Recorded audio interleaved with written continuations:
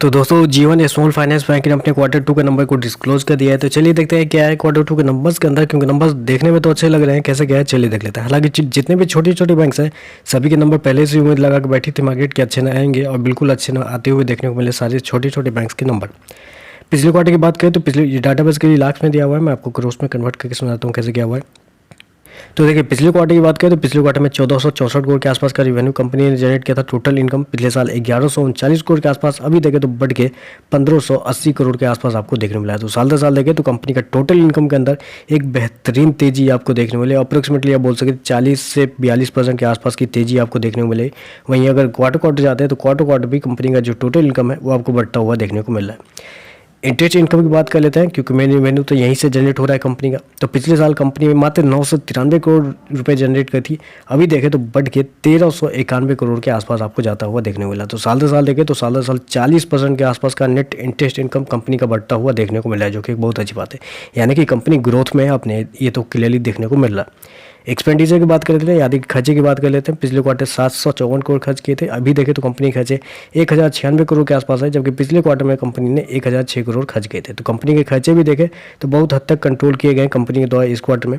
चलिए कंपनी का net profit क्या निकल के आता है वो देख लेते हैं। हालांकि इस क्वार्टर में एक थोड़ा सा कंपनी ने गलती किया है, वो कहाँ पे किया मैं आपको बताता हूँ, लेकिन चलिए पहले नेट प्रॉफिट देखते हैं। पिछले क्वार्टर में 324 करोड़ का प्रॉफिट था कंपनी का, पिछले साल 294 करोड़, अभी देखें तो कंपनी का प्रॉफिट 327 करोड़ के आसपास आपको देखने को मिला। तो कंपनी का जो प्रॉफिट है वो साल दर साल देखें तो साल दर साल कंपनी का प्रॉफिट के अंदर एक हल्की सी तेजी आपको देखने को मिली, ज़्यादा बड़ी तेजी नहीं, अप्रोक्सीमेटली आप बोल सकते हैं 10% के आसपास की तेजी है, 10 से 11% के आसपास की। ये क्यों ऐसा देखने को मिला? 40% इंटरेस्ट इनकम बढ़ने के बाद 10% क्यों तेजी है? तो उसके पीछे का एकमात्र रीजन आप ये कह सकते हैं कि इस क्वार्टर में कंपनी को प्रोविजन के रूप में कुछ ज़्यादा पैसा लगे हैं। जी हाँ, प्रोविजन में कंपनी ने इस क्वार्टर में 47 करोड़ रुपये खर्च किए, जबकि पिछले क्वार्टर में 26 करोड़ खर्च किया था। पिछले साल कंपनी को 10 करोड़ का फायदा हुआ था प्रोविजन में। तो इस वजह से इस क्वार्टर में कंपनी का जो प्रॉफिट है वो थोड़ा सा आपको कम होता हुआ देखने को मिल रहा है। चलिए कंपनी के ईपीएस और ग्रोस एनपी नेट एनपीए देख लेते हैं। पिछले साल 1.59 था ईपीएस, अभी देखें तो 1.68 के आसपास है, जबकि पिछले क्वार्टर में 1.66 के आसपास था। तो ईपीएस भी देखें तो ठीक ठाक ही है, ज़्यादा कुछ ऊपर नीचे नहीं है। चलिए कंपनी का ग्रोस एनपीए नेट एनपीए देख लेते हैं, वो क्या है, क्योंकि वो बहुत ज़्यादा इंपॉर्टेंट रहने वाला है।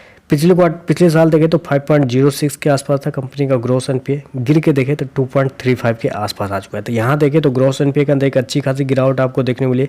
अप्रोक्सीमेटली आप बोल सकते हैं 50% कंपनी का ग्रोस एनपीए साल दर साल गिरता हुआ देखने को मिला है, जो कि एक अच्छी बात है। नेट एनपीए की बात करते हैं तो यहाँ पे एक थोड़ी सी चिंता वाली बात निकल के आ रही है कि कंपनी का अगर नेट एनपीए अगर आप देखते हैं परसेंटेज में, तो पिछले क्वार्टर में देखें तो पिछले क्वार्टर में कंपनी का नेट एनपीए अप्रोक्सीमेटली 0.04% के आसपास था, अभी देखें तो 0.09% के आसपास है। तो नेट एनपीए देखें तो यहाँ पे कंपनी का जो नेट एनपीए वो थोड़ा सा बढ़ता हुआ देखने को मिला है, जो कि चिंता वाली बात है। बाकी सारा फैक्टर देखें तो पॉजिटिव है, बस नेट एनपीए वाले फैक्टर को देखें तो कंपनी का जो नेट एनपीए वो आपको डबल होता हुआ देखने को मिला है साल दर साल। चलिए बस आज के लिए बस इतना ही। वीडियो पसंद आया तो लाइक कीजिएगा, साथ में साथ चैनल को सब्सक्राइब जरूर कीजिएगा। धन्यवाद।